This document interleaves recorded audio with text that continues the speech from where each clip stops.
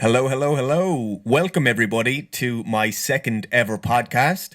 In this episode, I'm delighted to be connecting with James W. Jesso. James is a Canadian author and public educator, and in my opinion, he has become one of the world's leading experts on the subject of psilocybin mushrooms for personal growth and human well being. James has written a number of books on the topic, two of which I've read and would highly recommend. The first is titled Decomposing the Shadow Lessons from the Psilocybin Mushroom, and the second is titled The True Light of Darkness. As well as the books, James has toured across the world giving public presentations. He's also the host of a podcast named ATT Mind Radio, which is available on iTunes and his YouTube channel. ATT stands for Adventures Through the Mind, by the way, which is very fitting because James primarily interviews people on the cutting edge of the new psychedelic culture. James, welcome to the show, my friend. Hey, Connor, thanks for having me. It's an absolute honor. So let's just dive right into some of the questions I have prepared here, if that's okay with you. Yep. Cool. Okay. First of all, just for anybody who has no idea about psilocybin mushrooms, my first question is, what exactly are they? Well, psilocybin mushrooms, I guess, is just like a common phrase to refer to a species or a collection of species of mushrooms that contain a alkaloid or a substance called psilocybin. So psilocybin containing mushrooms, there's a lot of them. I believe there's over 100 different varieties, most of which are in a genus called Psilocybe, which is in obvious reference to psilocybin. And then there are a few that are outside of that genus. But yeah, they contain primarily two alkaloids, which is psilocybin and psilocin, both of which they're very similar, actually. Psilocin is the active alkaloid, and psilocybin is basically psilocin with a phosphate group on it. And once eaten, your body has an enzyme in it that naturally shaves off that phosphate group, which then turns it into psilocin. And psilocin, which is 4-hydroxydimethyltryptamine, is an oral form of DMT. DMT being very simple. I recently heard called the prototype psychedelic, tryptamine psychedelic for the brain. So psilocybin mushrooms are psychoactive, classically psychedelic mushrooms. Very, very interesting. Nice breakdown on the science there as well. I'm wondering, where do these things grow and in what kind of environment and what time of year?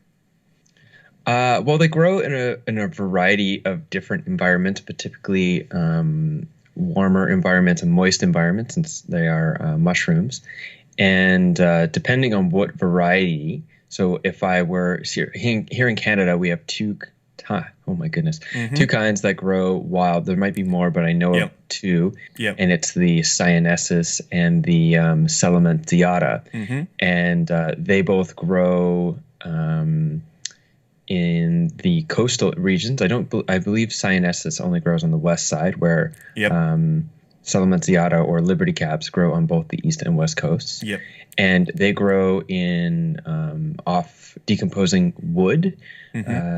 But then there are other forms of the mushroom which grow out of the. Can I swear on your show? That is an interesting question. Yes. Okay. They grow out of the shit piles of various animals, such as cows. There's a very interesting correlation there to cows, holy cows, following cattle, and the human species, and the possible connection between cattle and cave arts and them having the mushrooms inside of them and growing outside of them. But then even in South America or Southeast Asia, you can find them growing in the dung of like elephants and Right. oxes and stuff. Yeah. If you were to try to break the law in Thailand, which I would never encourage anyone to do, Yes. then the people supplying them are usually harvesting them out of the dung of things like elephants and Right. oxes and Right, that kind of right, stuff. right. Very, very interesting. Thank you for sharing all of that. Now, I would like a primary focus of our conversation to be on the multitude of benefits that can be derived from these psilocybin mushrooms. And I'd like to start on the mental health. So, in relation to the mental health benefits, a lot of strong evidence that I'm aware of is emerging from scientific studies that psilocybin mushrooms can be a powerful way to overcome issues such as anxiety and depression. Now, are there any studies that stand out to you or thoughts you'd like to share on this? Well, I mean, all of the studies that are about psilocybin right now are worthy of standing out. Mm, Some of the, I guess, bigger ones that get talked about often was sort of the modern breakthrough study, which was mm-hmm, from Roland Griffiths, that talked about mm-hmm. sort of made the reasonable case to say that psilocybin containing, or psilocybin, because they're not using the mushrooms, they're using Yeah, synthetic form, yeah. that psilocybin can occasion mystical type experiences, Mm-hmm, which are not too dissimilar from those described in the classic mm-hmm. religious texts. Yes. And then there were other ones that were coming out, ones like from Charles Grobe at John Hopkins. Mm-hmm. And Yeah, yeah. Roland they were, Griffins is at John Hopkins as well, yeah? oh, is it? Yeah. So maybe it I think was so. UCLA School of Medicine that Right. was Charles Grobe. I haven't actually dusted up on the specifics of Okay. these research papers Yep. in a while, but what Yep. he showed was that psilocybin can be effective for resolving in the existential anxiety Mm-hmm. of being on the end of your life, Mm-hmm. using terminal cancer patients as sort of the demographic that they were testing with. Yes. And then one that has recently stood out, and there's several in between there. One that has recently stood out was a very effective as a very effective treatment for lifetime nicotine addiction, All right. which was something like 80% of people were still away from nicotine Mm-hmm. after 3 months, which is, I think, the it's typically 30% or Yes. something. So it's like absolutely mind blowing. So Yep. addiction resolution, all the possible benefits that come with Yeah. a mystical type experiences. Yes. Personally, I believe that a lot of this benefit really does stem from that first sort of modern breakthrough study, Yes. that what it offers a person Mm-hmm. subjectively insofar as their sense of self and sense of meaning in life and Yes. meaning in the world has a cascade of positive benefits if the experience is held Yes. and carried in a way that leads to long-term growth, where Yes. they are possibly quite dangerous. You can have as beautiful as everything can be is exactly how nightmarish it can also be if it's Mm-hmm. not held in the right way. Mm-hmm. So there's certainly not a magic bullet or anything, Yep. but Yep. all the research coming out of academia, which is really standing on the shoulders of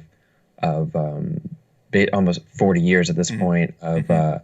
of research that Yeah. was being done early stage when it was still legal, and then underground for how to carry, like how to therapeutically Mm-hmm. hold a person in that experience, that's being applied in how they're showing up to Mm-hmm. their patients, to their research subjects, Oh yeah. to ensure that they have a very stable experience, which is important. Interesting. So the experience of the people facilitating these psilocybin healing sessions is actually a very big predictor and impactor on the outcome of the healing session. Well, more to say, yeah, the experience in the sense that their experience as therapists, not Mm-hmm. their experience Mm-hmm. as trippers or anything, because then Yes. we're leaning more towards that's not the model in Yes. academia, Yes. especially not in research Yes. science. Scientists need to keep their objective distance, of course. Yep, yep. I just want to add to everything that you said that I have also delved a little bit into the scientific research, and in particular, last year, a number of studies came out which showed very significant results with regard to overcoming depression. Now, I Yes, that's one I forgot. yeah, yeah, Yeah. yeah, and there's more than one. These are they're showing up more and more. It seems I think psilocybin mushrooms are gradually, dare I say, taking the mental health field by storm in recent years. hmm Yeah, their means or them the psilocybin as an effective medicine for treating what is like persistent Mm-hmm. depression or Mm-hmm. major depressive disorder Mm-hmm. is is absolutely incredible. Yeah. And personally, to me, this is because it all goes back to like the fundamental question of in quoting Dr. Gabor Mate, who's a Mm.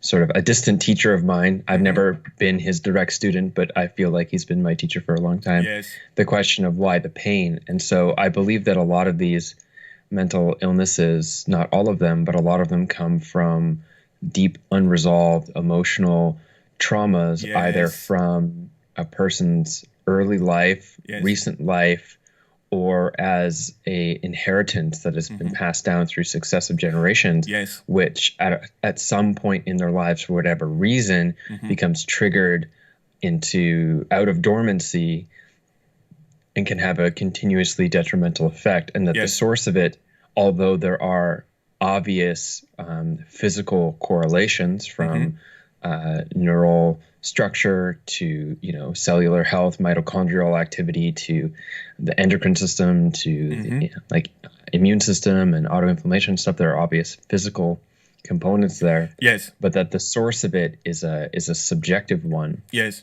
It's something deep inside Mm-hmm. that I believe the psilocybin mushrooms, in the right context, Yes. is effective in bringing those sort of core issues to the surface of one's awareness in a way Yes. that allows for perspective. Mm-hmm. And especially with this premise of the quote mystical type experience, Yeah. which is, I mean, to use my language, it's like feeling like you're connected with a wise spirit Yeah. that's guiding you in a way that's giving you perspective, like Yeah. maybe connecting with what did Freud call it, the super ego, like Yes. the over, like the most wise expression of yourself, God, Uh-huh. even Yeah. talking to you and kind of guiding you in perspective and recognizing why everything is okay. And Yes. of course, this hurts, and it's okay to feel that hurt. Yeah. And here's where this came from, and here's the Yes. perspective of all the different people involved. And it just like offers an opportunity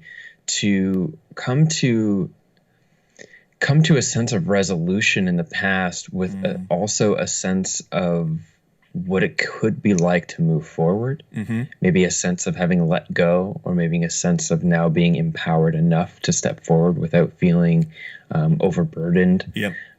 And these benefits, these experiences that might emerge directly within Mm. the sort of red zone of the psilocybin need to be cared for. And I think this is why the research in academia is so successful, Yes. is because they've really fine-tuned Mm-hmm. how to establish setting, dose, and integration practices Yes. that allow a person to be prepared going in, Yep. be held safely during, Mm-hmm. and help to unpack Yep. and place in its proper place the experiences that were had, so that they could Mm-hmm. walk forward into their world from there. And these Beautiful. these four contributors, setting, dose, and integration, are very, very important for, Yes. especially if you're going in for a healing type experience. I mean, maybe if you're just going in to get a bit silly and have a dance, Yeah. like you might not necessarily need all Yes. those things to be so finely tuned. Yeah, I get you. Yeah, I'd like to come back to that towards the end of the show, actually, when we might delve into some kind of guidelines, and we'll talk more about set and setting and so on and so forth. Then right now I want to really hone in on what you're saying about this unconscious, unprocessed emotional pain that I think you're implying many people actually carry, but they're not fully aware of it. And it could be from childhood, or it actually could be from their ancestors passed down throughout the generations. And I'd like to tie this in with your book, Decomposing the Shadow, in which you use the term emotive psychosynthesis. And I think that would be the kind of term that, and what I'm trying to say here is, I would say emotional healing, and you're saying emotive psychosynthesis. And I'm wondering, can you please talk more about this and everything that I've just shared? Excuse me. Yes. So, but there's a lot to that question. Obviously, it's such a huge concept. So Yes. I'll just start by simply describing the shadow, and I'll unpack the metaphor of the title of the book, which I feel can really set a good foundation for your listeners. Beautiful. So, Decomposing the Shadow is the title of the book. Now, the shadow is based in the work of Carl Jung, a psychotherapist from several years ago, generations ago. Yeah, a couple of decades, yeah, so he sort of created or presented this idea of the collective unconscious, where aspects of the human mind, shared qualities, shared patterns of behavior, shared patterns of dynamic, which he called archetypes, and that those archetypes were visible in the way that they manifest through symbol and story in human culture and in behavior within the human being. Yes. And among those archetypes was the shadow. And the shadow is the representation of all that we choose not to see about ourselves, or all that we have been forced to look away from in some way or another. So this might be a certain behavior. For example, like perhaps we might do a thing every time somebody says something, like we might be passive aggressive, right? But we don't see ourselves as being passive aggressive. That's a part of the shadow. Yes. It could also be our sadness or our anger or our grief. Grief is a big one because we live, I'm not sure what it's like for you. You're in Ireland, is that right? I'm not sure what it's like in Ireland, but here in North America, we have a very death-phobic culture. So grief is something that it isn't really dealt with properly most of the time. And so we, especially like at funerals and stuff, it's like very polite grieving. So, like don't cry too hard. Right. So it's like, it's, I mean, not everywhere, but at least in the experiences I've had. So whatever emotions that we have that we're not seeing, that we're not looking at, that we can't feel. It's not like we're choosing not to look. That might be a part of it, but we don't even know that they're there. These are aspects of the shadow. Other things could be events that happened. So, for example, it's quite common for severe forms of abuse or intense, like different forms of abuse that are more insidious, that we don't look at as abuse. They're so ubiquitous in our culture that for those things to be dealt with by the child through a mechanism of dissociation. So they're not even, like, they're there inside of a person, but they don't know that it's there until, somebody's 40 or 50 and start having anxiety attacks, and then they go to a therapist, and it turns out that it's because they were, physically or sexually abused when they were a child and they didn't remember. So all of these things are aspects of our hidden self, the dark aspects of our hidden self that as a collective we could just call the shadow. And the shadow includes, the things that make us victims. For lack of a better term, I mean, like the victim aggressor thing is something that we can unpack later if you want.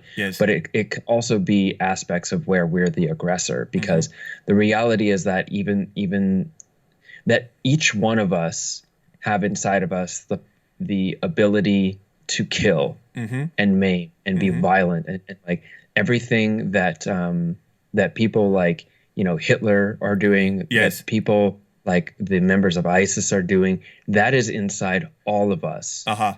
However, it's not coming out of most of us, right? So, Yes. but it's inside all of us. So that's a part of our shadow as well, Yes. like the dark aspects of who we are. Okay. So if we don't know the shadow, Mm-hmm. if we don't see the shadow, then it controls us. Right.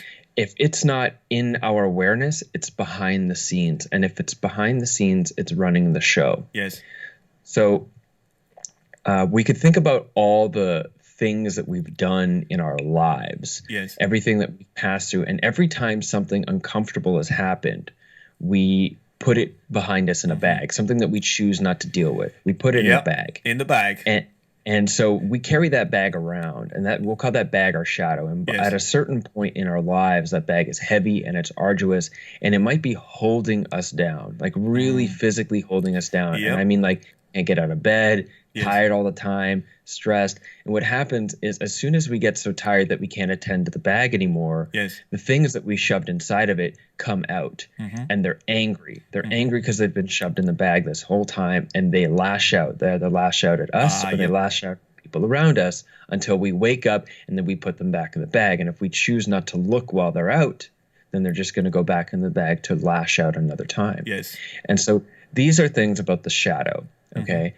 Now, the shadow, I believe, can also be assigned to trauma, which is either big T trauma, like something really intense happens to you, or Yes. little T trauma, which is small sort of micro abuses that accumulate over time Yes. into the effect on the mind as big T trauma. Yes. And so when we're in a place of illness, psychological illness or physical illness, and there's a emotional, psychological sort of connection in Yes. there. And I think almost all the time there is, possibly all the time, but I'm not so brazen to just make that Yes. universal claim, that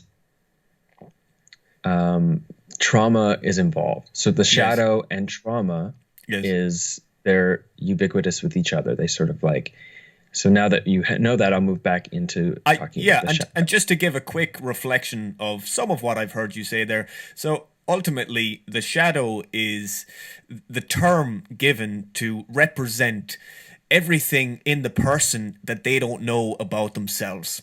That could be personality traits, it could be behavior, or it could be repressed emotional trauma. And all of that may very well be interconnected as well. And that repressed unconscious emotional pain may very likely be driving a lot of the person's behavior and their issues. Great. Yeah. Great summary. Thank you. So that concept of the shadow established, Yes. where the decomposing comes in Yes. and where the emotive psychosynthesis comes in Yes. is that there are times when the shadow emerges. And like I said, they jump out of the bag. Now, if they jump out of the bag in a space, this could be in relationship. This could just be because a person has studied mindfulness, Yes. or various forms of therapy, or it might be in a ceremonial context, which could include or not include a type of psychoactive plant or substance of some sort. Yes. When the shadow emerges, then we have an opportunity, once it's out, Yes. to feel whatever it is that's inside of us Yes. that we aren't wanting to feel. Yes. For either for good reason, because like if it's something from the past that was really horrible, Yes. or if it's something from even right now that's really horrible, like why wouldn't we want to not feel that pain? Yes. Like Yes.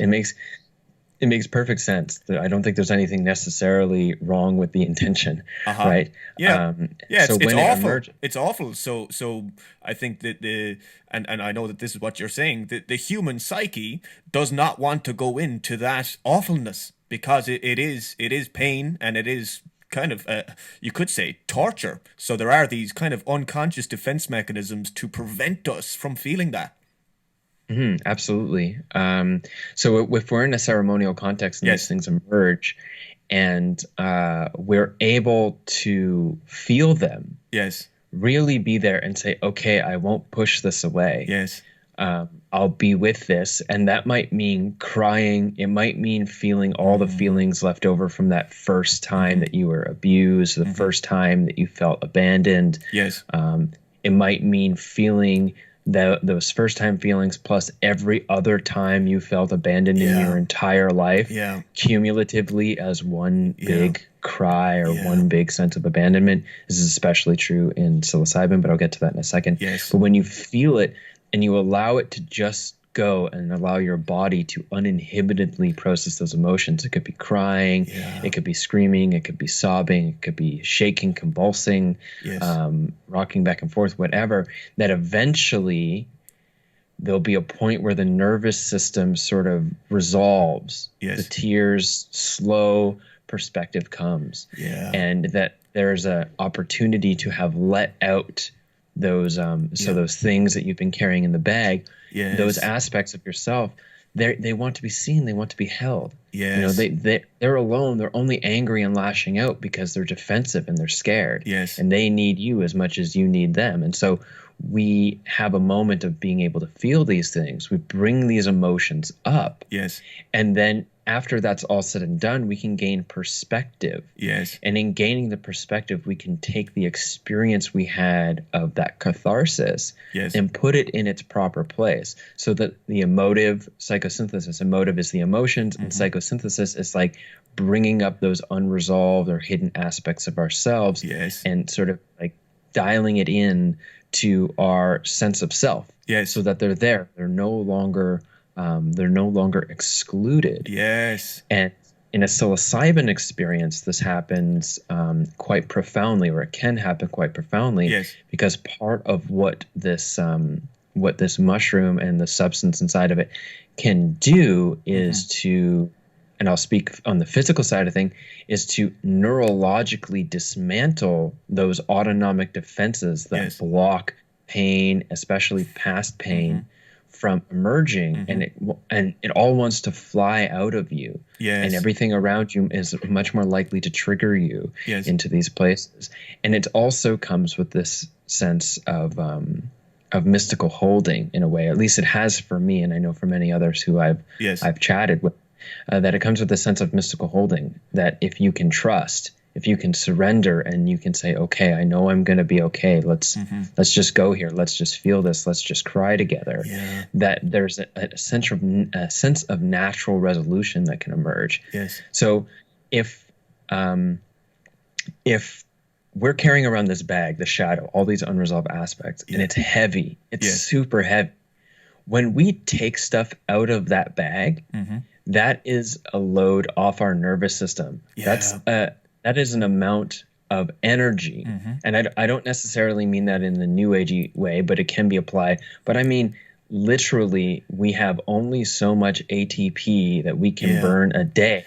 And if we're wasting it on defending ourselves from the unresolved past, it's not going to be able to be funneled into the vibrant present and the potential future. And so when we let go of these things, when we go through this emotive psychosynthesis, be it in psilocybin experiences, or be it in a therapeutic experience, or in a good conversation or exchange, partner, romantic, or friendship, etc., then it's like the energy is unlocked and we're able to now apply it into our lives. And this is where the decomposing the shadow metaphor comes in, because the mushrooms, part of their role on the planet is decomposition. So it's bringing up almost like the shadow as unresolved food, unprocessed food, or just like clumps of things that are just bogging down the whole system. It helps it decompose, and then the raw nutrients can get funneled into the soil of your personal growth. Beautiful. Well said, James. That was such a fantastic description of both the shadow and the process by which psilocybin mushrooms can help a person to, like you said, kind of digest whatever they're carrying. Because without mushrooms, okay, I'll just speak about my own personal experience right now. I can attest to everything that James just said. I have been doing this kind of work on myself for several years now, and this year in particular, a lot of this emotional energy started coming up in my system, and I was exploring all sorts of ways to try to process it and try to access it. And out of everything I tried, and I've tried a lot of things, psilocybin mushrooms are the most powerful tool in my experience to really just open up the floodgates, allow whatever is in the unconscious to like you said, come to the surface, be processed. And very challenging work, I might add as well. I have gone Yep. through, yeah, all very, very difficult emotions: fear, sadness, depression, shame, all of these just really dark, uncomfortable emotions. But from doing it several times, like you said, it's an energetic load off the system. And right now, as I stand here in this moment, I literally feel physically lighter, mentally healthier, and just more connected to the deepest truth of who I am. Hmm. Well, that's beautiful. I'm really happy to hear that they've positively impacted you like that, Connor. And I will also add that your book, Decomposing the Shadow, which I first read 2 years ago, has been a very empowering resource for me over the past 2 years. So, again, I would highly recommend that to anybody who is interested in learning more about all of this. Connor, it's an honor for my work to have fallen in such a good place in your personal journey, mate. Yeah. This brings me nicely on to the next question, which we've already started to elucidate the answer. The question is to do with personal growth or spiritual growth, or what you refer to in your book as psychospiritual maturation. Could you please elaborate on what exactly you mean by psychospiritual maturation and how mushrooms can help with this? Well, psychospiritual maturation is a term that I actually I inherited Yes. by my choice, maybe not theirs, from a man named Neil Goldsmith. His book Psychedelic Healing was a big contributor to my own developing my own ideas. As you have read the book, I reference him several times, and it is the natural developmental unfolding of our own self-awareness. So it's that process of coming to know who you are. I know this sounds like really sort of like big and spiritually minded, but it's like coming to know who you are, which includes coming to unfold and recognize the shadow, but also to unfold and recognize what Robert Bly calls the golden shadow, Yes. which is almost like the opposite. If the shadow is all the darkest aspects of yourself, the golden shadow is all the expressions of your most pristine, beautiful, wise, loving, compassionate intentions Yes. that is also hidden from us. And so psychospiritual maturation is a process of coming to recognize those aspects in ourselves and learning new ways to navigate ourselves through life with this increased wisdom. And the way that I believe psilocybin can help to, say, encourage this process, because I mean, it's going to happen no matter what. We can try to suppress it, and things in our lives might sort of dampen it down. But every moment of every day, we are in the process of psychospiritual maturation. And in fact, our greatest challenges are our most beautiful gifts in this, if we can unpack them, if we can unwrap them. And and oftentimes we might not be able to, because possibly it's too big. For myself, I know I've had some experiences that were too big for me to unwrap on my own. So anyways, every day is an opportunity to develop this psychospiritual maturation. And with psilocybin, there's various elements that go into this. And I'll just describe how it fits for me, and then your listeners can just kind of pick up where it relates to them. Cool. Which is that it is a practice, or at least it was a practice or a relationship to something that I go in with the intention of reverence and respect Yes. to the mushroom, to the experience, which is also to myself because it is an expression of me. Yes. Wherein I allow those things that I would otherwise not look at or not be able to look at despite my best efforts. Sometimes something's coming up in me and I want to cry, but I've got this really dysfunctional man conditioning that even though I want to cry, I can't. Yep. It's like something is like usurping my best efforts to try to make me put it down and be a man about it or whatever, which I don't want to be. Yeah. I don't want to be emotionally repressed or dissociative. Anyway, so I go in and I allow these things to open and I learn about who I am, about the golden shadow and about the shadow. Yes. And that gives me perspective in walking through my life. Now, when I think about a spiritual practice, which is, say, a practice that helps to facilitate psychospiritual maturation or spiritual maturity, which isn't just like an easier way to say it. It's just something that repeatedly asks me to check in with what's going on underneath all my thoughts. Yes. What's going on in as deep a part of me as I'm able to look in that moment, and then to sort of repeatedly keep that in check while I walk through my life. I walk through my day-to-day moment. Yes. And so psilocybin, now my practice has evolved and shifted, especially since in 2014 I had a very extreme experience that led to post-traumatic stress disorder, which psilocybin is not the best medicine for post-traumatic stress disorder because it can be too frightening, but that can be another topic. Okay, I would like to ask you more on that in a minute, but sorry to interrupt. You were about to say something? Yeah, so what was I going to say there? Oh, yes, that with psilocybin, the practice is like you're going in and you're saying, all right, I'm ready to look unbarred at what's inside. Yes. And that can be really promising, but it doesn't have to be mushrooms. I think that for some people it aligns to go on these quests, but for other people it might be Kundalini yoga or Tai Chi or like a weekly snuggle and open up dates with someone. It might be sexuality. Yeah. Many different paths to achieve the same thing, which I think what I'm hearing you say, and this connects with my own experience as well, is so psychospiritual maturation, a large part of it is about discovering your essence, or you could say your soul, and really integrating that essential nature into who you are and honoring that in your life. Yeah, you're really great at like teasing out and summarizing, Connor. Right on.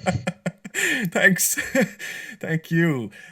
Okay, this brings me on to the next one. I am aware as well that we've got like just over 20 minutes left, so I know that we could spend a long time on any one of these, but I think we've covered that area substantially, and I would refer to that as kind of like one dimension of personal growth, or one dimension of spiritual growth, which you could call maybe soul embodiment or becoming whole or just growing into the fullest expression of yourself. So that's one dimension. Another one I'd like to look at with regard to this spiritual growth aspect is something you talk about in your book. You mentioned that psilocybin mushrooms can help a person to connect with God. Now, what I'm wondering is, what exactly do you mean when you use the word God, and how can mushrooms help with this? Ooh, yeah. I'm glad you waited till like this far in. This is a big question. Yeah. So it doesn't necessarily matter what any given person listening, what their premise of God is. Yes. But I will be clear that when I'm saying it, I'm not necessarily talking about the Abrahamic God, like the Judeo-Christian God of Yahweh or Jehovah or whatever their names are, our Father, our holy paternal figure looking up external over us, etc. This is not what I mean. However, this is a way that it often manifests in the hearts and minds of many people, and I have necessarily no problem at all with that form or style of relating. My issues might boil down to problems within institutional control and religion as an excuse for, in my opinion, inappropriate or aggressive or violent behavior. Yeah. But insofar as a person relates to the God, it really doesn't matter to me what form it takes. Yes. Inside of their mind. So when I'm speaking of connecting with God, what I'm talking about is it connects one with the sense that there is something greater that's going on, that there's something great, grand, and we're a part of it. It's almost, in the book I talk about, it's the all that is all at once. And to connect with it is almost to find yourself aligned and embodied at that point inside of us where we connect with everything else. Yes. And feeling what that is. Yeah. And that could be as far as what's called the non-dual experience. Yes. Where the sense of identity, the sense of I am that I am, Yes. dissolves so far beyond the individuated me, for example, James or Connor, Yes. and it becomes almost a point of awareness that contains the entirety of existence. But it could also simply be a moment wherein you can feel the trees breathing. That moment wherein you can feel whatever force animates the grass. Yes. That you feel the wind as the breath of something beautiful. That you just feel bliss and holding inside of yourself. And it could look like connecting with the figure of Jesus, or it could look like connecting with the Buddha. It could look like any number of things metaphorically in the mind. Yeah. But the premise is feeling as though you become, in Sufism, they have this practice called zikr, which is a what did I say? Zikr. Buddhism? Zikr. I meant to say Sufism. Oh no! I think you actually said Sufism. Okay, so in Sufism they have zikr, which is like remembering God. Yes. And God to them is not a figure; it is ultimate reality. Yes. And to remember isn't to recall, which is different, but it's almost to reattach a thumb. Yes. Right? Yes. To remember. Yeah. Ultimate reality. Yes. And so when I talk about this within psilocybin, I'm not talking, like I said before, about anything from what is immediately going to run into people's heads, which is the history of institutionalized oppression by way of a priesthood, church. That's not what I'm talking about. I'm talking about the immediate sense of being interconnected with that which animates life, and to be able to develop a personal relationship inside of yourself with that. And it could be, I like recently the term of like the great mystery, or source, or creator, whatever. I mean, to me, the term doesn't matter. So this is what I mean, that it can help us let go of our sense of being alienated, individuated, isolated individuals, and allow us to recognize that we are an essential part of something grand that existed long before our bodies were born and will continue to go on long after our bodies die. Beautiful. Beautiful. I completely relate to what you're saying, and I think what you just said really encapsulates something I shared in just a short video called The Presence of God. And I essentially shared the same thing as you, that God for me is everything and is in everything. And as you alluded to, it is the kind of energy that is permeating everything in existence, and that is in us, and it is all around us. And psilocybin mushrooms and other practices can help us to, or allow us to, temporarily kind of recognize our connection with that. And it gives a sense. It gives a sense of meaning. I feel like it gives a sense of meaning and purpose, because I think we all struggle. I I could be projecting here, but I think we all struggle with a sense of purposelessness. And so I think this is why we end up getting involved in society's purpose, which is Yeah. sometimes very far away from our own inner purpose. Yes. And we distract ourselves with, various intoxicants and television and sugar, which is an intoxicant, Yeah. in order to sort of block ourselves from the deep existential Yeah. suffering that Yeah. comes from a lack of meaning and purpose. Yes. And that when we connect with this, okay, when I connect, because I don't necessarily want to talk about Yeah. what other people's experiences might be, because for some Yeah. people, they might actually see Jesus come down and touch them. Yes. And that's fine, because that's if that's real to them. And if it has a real effect, then I honor it, Yeah. So for me, I feel like all of a sudden I recognize that my purpose is to simply be me, and there's nothing I need to do to achieve that. Yeah. And this is like tapping into all sorts of often trite because people don't understand it or say it half baked, but it taps into this premise of unconditional love, which is, I don't think, something we should give to others or expect from others, because we're conditional humans, and like, my love comes with the condition that you don't abuse me, so it's like, but internally, if we can connect with a sense of unconditional love for ourselves, and especially when on a journey with psilocybin, when I feel that, it's like, I simply am, and my greatest purpose is already manifest simply by being manifest, and everything that I do from here is garnish and enjoying, and even just like going through the enjoyment of suffering in some way, because I don't know, but I get the sense that after I die, I'll never be able to suffer as James in all the sort of delicate nuances that set me up to feel such exquisite pain ever again. Yeah. So. Yeah. Well said. Well said.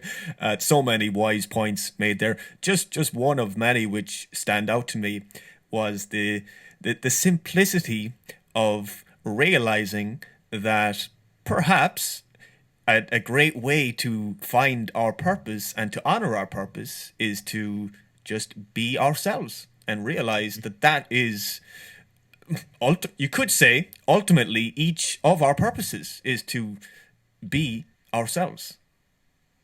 Which is incredibly difficult, because we've spent our entire lives being conditioned to be other people. Yeah.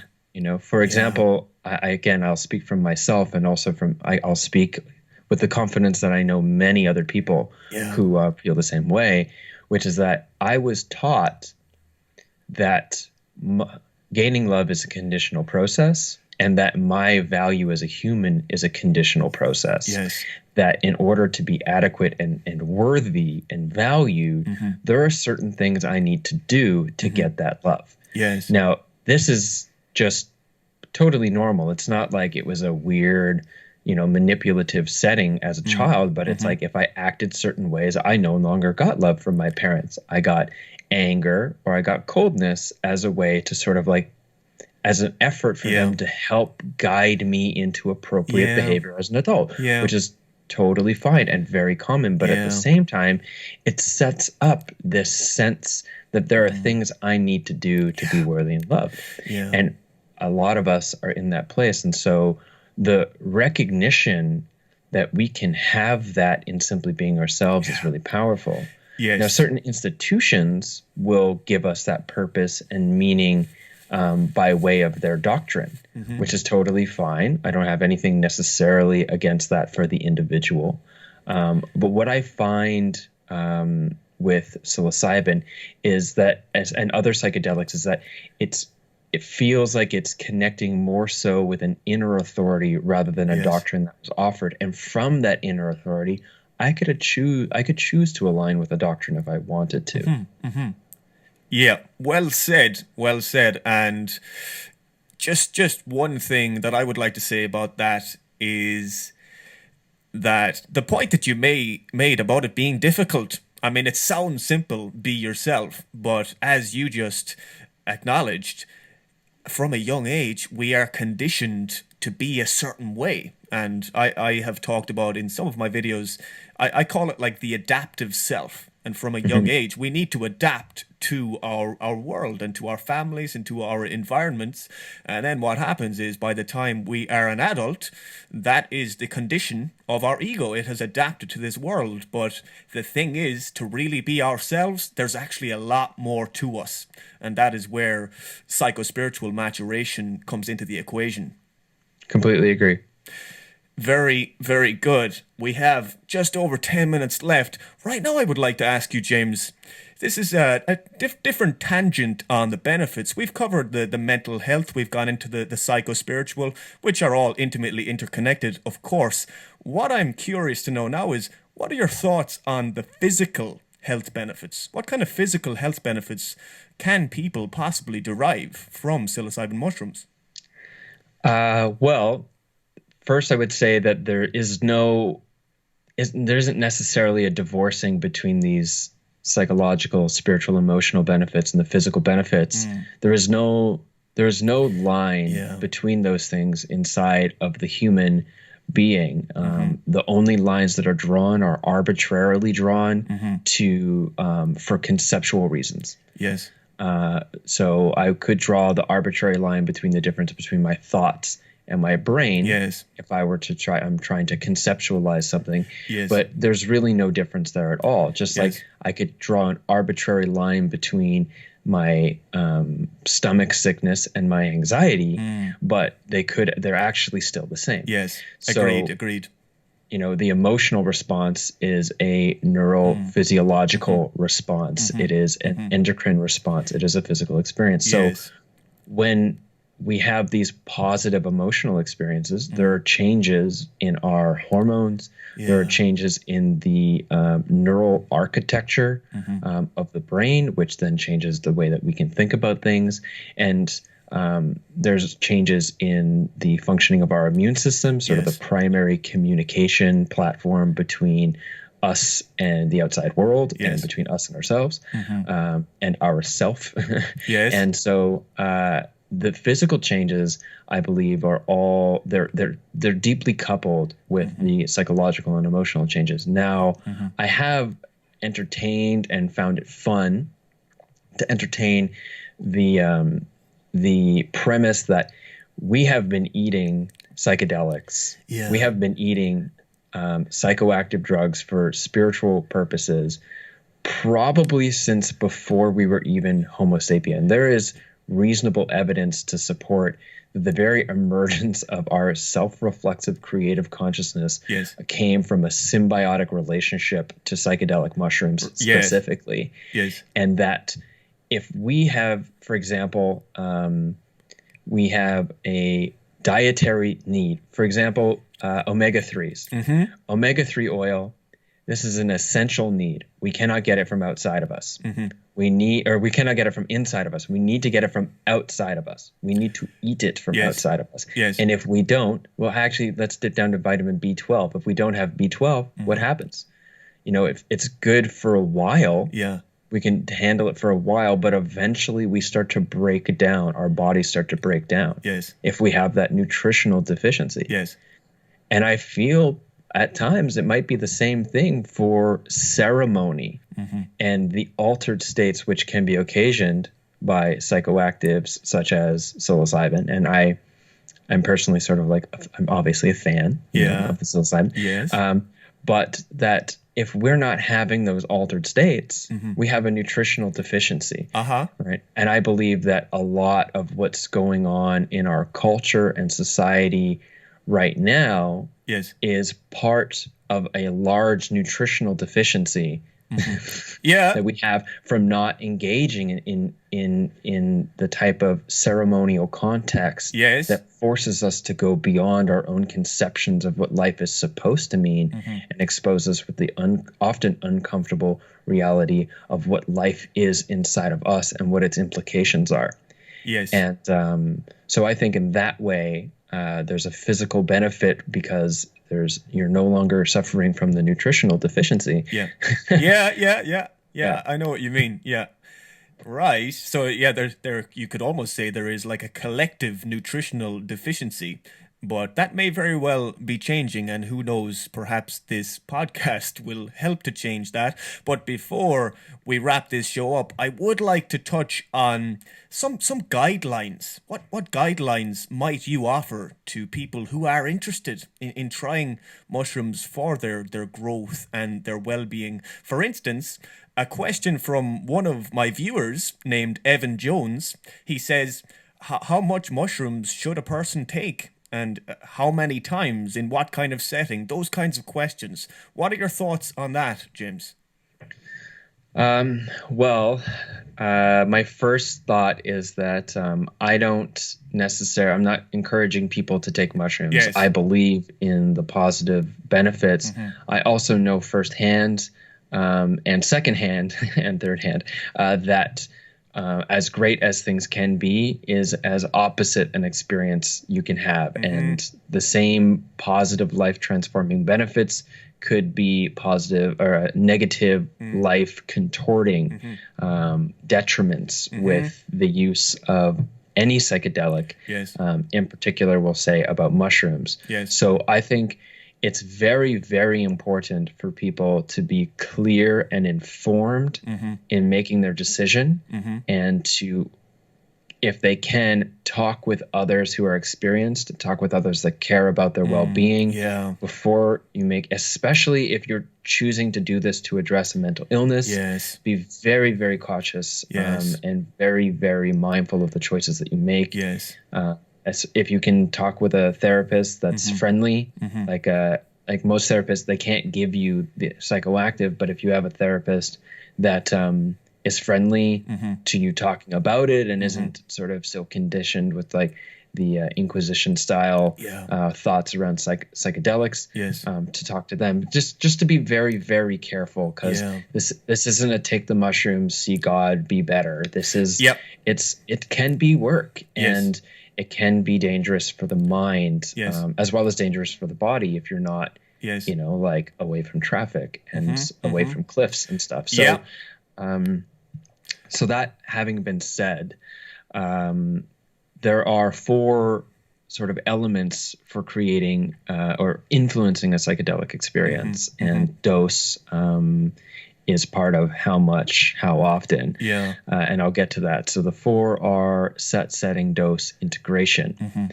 Set is where you're coming from mentally. Why are you doing it? What do you think you're going to get from it? What do you perceive the mushrooms to be? And basically, what do you know about psychology? What do you know about your emotions? What do you know about navigating a psychedelic experience? That's your set. What do you have that you can trust in? These types of things. Now, that's important to set up. And that's actually why I wrote both Decomposing the Shadow and The True Light of Darkness, was specifically to be like, okay, here's a functional baseline set for doing the kind of work that we've been talking about here. And then there's setting. Now, setting is where you are and who you're with and what you have with you. So that that could include, like, are you outside? Are you inside? Is it day? Is it night? Is it the full moon? Is it the new moon? It's actually the new moon, since that we're recording this on, by the way. And who are you with? Are you with a friend? Are you in a secure place? Are you at a party? Do you know this person well? Do you trust them? Are they your romantic partner? Are they a friend? Are they family? All of these things influence. Is your space clean? Does it smell good? Do you have crystals? Do you want to hold a crystal? Do you have a picture that you want to look at? Do you have anything? All of these things are part of the setting. And it's important to fine tune the setting so that you feel safe. First and foremost, that you feel safe and that you are physically safe. And that might include, cleaning your space. Like I said, maybe having some crystals or something, if that's the thing that you're into, hugging the trees outside of yourself, sort of beforehand using the set to fine tune the variables of the setting, so that when you're in the experience, you don't have as many things that you need to attend to outside of just your own inner process. This would include, I think, wrapping things up like putting a bow on things in your life. You know, we all have things going on all the time, Yeah. but like finish that email, Yeah. call your mom or dad, Yes. like say to the person that really matters in your life how much you love them. Do all the things that you feel would need to be done in order to really let go. Yes.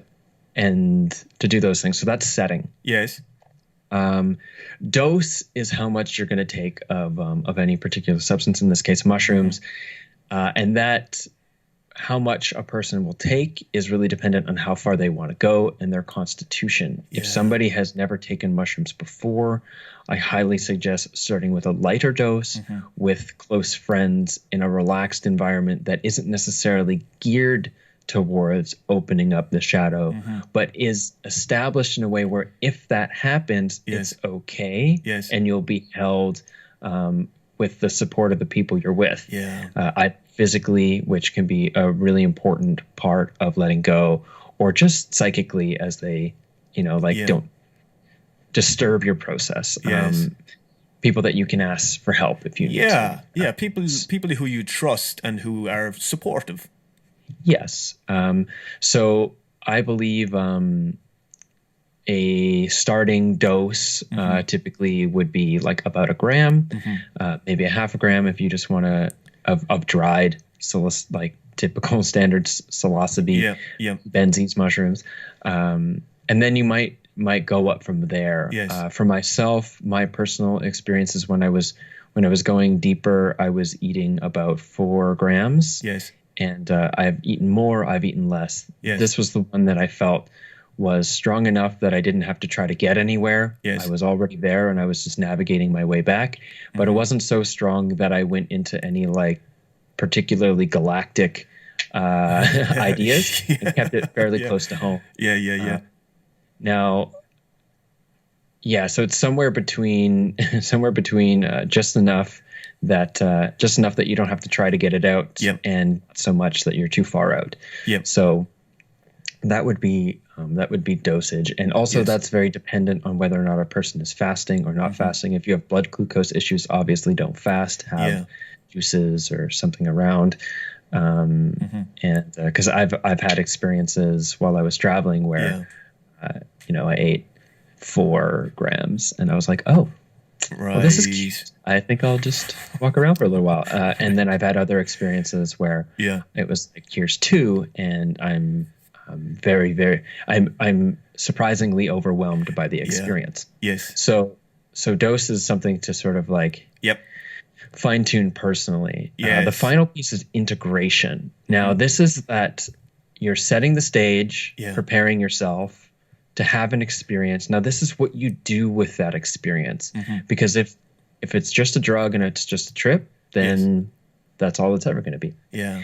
And integration practices are practices that allow you to reconnect and reflect and apply what was learned and earned during your experience. A great way to do this is if you're with friends, to have a few times where you meet up afterwards to talk about your experiences and how things are going in your life. I really enjoy taking notes during my experience. Me too. But not like long notes. Just if something really big, like something accumulates into like a profound piece of something, I'll write down, 2 to 5 words that later will be a gateway to that larger process. And then I go back. And then I'll take a little bit, some more notes on the tail end of things while I'm still sort of in the space, but I'm basically back to baseline. And then I'll reflect. Meditation practice is a great integration practice, as well as a like a prehab, like pre sort of setup for helping to relax and breathe and stay with the process. It's also a great opportunity afterwards to create a space for things to sort of defragment and integrate into perspective in your mind. Journaling and meditation are my primary practices, as well as meeting with friends afterwards to talk. If you have a therapist, again, a friendly therapist, talk with them about it. If you don't have anyone safe in your life to talk to about this, definitely do what you can to start building those relationships with trust if you can, or find someone safe you can talk to before you go through the experience, because I believe that's an important part of this. We are not individual beings. We are social beings, community beings. You know, we are collective. And so it's important to have that holding, because some experiences are so big that we can't hold them on our own. And it's really helpful to unpack that with other people. Amen to that, James. Thank you for those very, very clear guidelines. I would also just like to take this opportunity to second what James said at the beginning of his guidelines, which is that we're not actually encouraging people take psilocybin mushrooms. I may have come off a few minutes ago as if I was, I'm not sure, but I certainly am not. They are powerful, mind-altering substances, and they need to be approached with caution. So like I said, we are not recommending that anybody take them. We are just sharing our own experience and information, and hopefully it is valuable to some of you out there. Because people, I think the reality is that this conversation is insightful, and it's about a lot of things, but it's also harm reduction. The philosophy of harm reduction is very different from the philosophy of like abstinence, prohibition style at drug education, which is harm reduction says, well, chances are you're probably going to take the drugs no matter what we tell you. And so it's best to explain how to use them safely, where the benefits can be, and where the drawbacks can be, so that you can make informed choices. And so for me, that's a lot of my work is around creating those informed choices and harm reduction. And it's also about sharing the wisdom and insight that I have earned and inherited over the course of my experiences. Yes. In relation to the risks and the drawbacks, is there somebody or somewhere that you would recommend that people could go to read more about that? Because, we've covered the benefits comprehensively. I think it's important to just acknowledge that there are risks and drawbacks associated with these as well.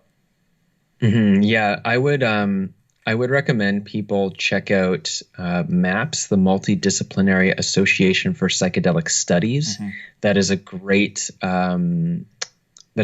place to get more information about psychedelic assisted psychotherapy. And then in doing that, they have a lot of information there about taking things safely, and also how to support people that might go into an anxious place. And they're really kind of like setting the stage for helping share outwardly with people what it is that helps them guide people in a safe way, so that people can make safe choices. Though they're not, you'll see when you get into them, they're more about the research, but I believe they're a really great wealth of knowledge in that regard. Excellent. I'd also like to make a point that I didn't make before, which is that anyone who has an unstable psychiatric condition or unstable psychiatric conditions in their family, such as schizophrenia or psychosis, should be extremely careful with choosing to dose psychedelics, because it can make it worse. And if anyone is on any type of neuromodulatory pharmaceutical or herbal supplement, do your due diligence to make sure that there is no interactions with what you're taking, because it could be dangerous in that regards as well. Very, very useful information. I'm glad you brought that point up there at the end. Right, it is time to bring our conversation to a conclusion. And I'm curious, James, are there any concluding thoughts that you'd like to share? I think no. I think I just hope that everyone who has listened to this whole show has enjoyed it, and that what you heard here has a positive impact in your life. Awesome. One thing that I would like to share is just getting back to the physical benefits that we touched on. I would like to acknowledge that just in relation to the body itself. Oftentimes, this kind of unconscious emotional energy that James talked about can cause things like psychosomatic tension. That could be tension in the back or the chest or anywhere in the body. And it could very likely cause other physical issues as well. I know for me personally, from doing this emotive psychosynthesis work, this emotional healing, my body feels much lighter, healthier. There's less tension in it. And I just wanted to emphasize that as well, seeing as this episode really is about the benefits of psilocybin mushrooms. Yeah, and also seeing a body worker that Mm-hmm. actually like bends and bends and manipulates the flesh can be helpful as well, especially if you go to somebody who understands that and understands and encourages you to cry Oh, yeah. and shake or whatever, Yes. because that can be going in for a deep tissue massage can be as psychedelic as any other thing for Yeah. emotional healing as well. So, Yeah. I mean, that we're no going on a different tangent, but Yeah. Yeah. Yeah. there are many there are many paths Yeah. to the first summit. Yeah. Amen to that. And as you said a while ago, it's all completely interconnected. Yeah. Okay, so where can people find your work online, James? Well, the main link is jameswjesso.com. Mm-hmm. That's James Yep. JamesWjesso.com. Yep. You can find everything through there, including links to all my social media. Awesome. Everything is at James W. Jesso, Mm-hmm. Instagram, Mm-hmm. Twitter, Facebook, my podcast, Yeah. ATT Mind Radio or at Mm-hmm. Mind Radio. You can find on iTunes Yeah. and Google Play and stuff. But everything that you want to be linked, you can find at jameswjesso.com, including the books that were spoken about here. Awesome. And to make it even easier for anybody out there who would like to check those out, I will include links to all of it in the description below this video. James, it has been an absolute honor connecting with you today, my friend. Thank you for coming on the show and for sharing your knowledge and experience with us. I've really enjoyed this myself, and I'm sure many of the listeners have as well. Perhaps we can connect again sometime down the line. Yeah, that'd be great, Connor. Thank you for having me on the show. An absolute pleasure. To everybody listening to this, thanks for tuning in. Comments are welcome below as always, and I look forward to talking to you again soon. Until then, take good care of yourselves. All the best. Bye for now. Peace.